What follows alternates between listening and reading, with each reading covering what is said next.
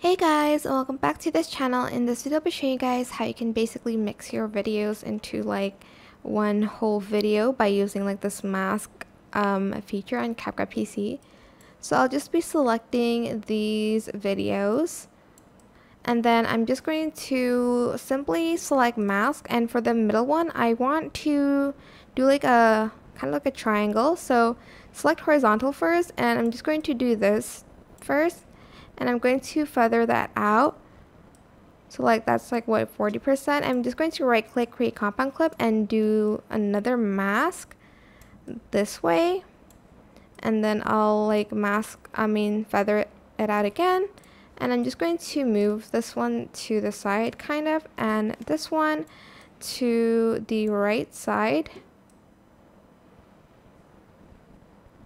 Like so, and then select this one and then select the horizontal one again, and you're going to mask it this way and feather it out like so, and that is it basically. And you can add in like a black and white filter on top of that just so it's more cohesive. Sorry. I hope this tutorial was helpful for you guys. Don't forget to like, comment, share, and also subscribe to this channel if you haven't done that already.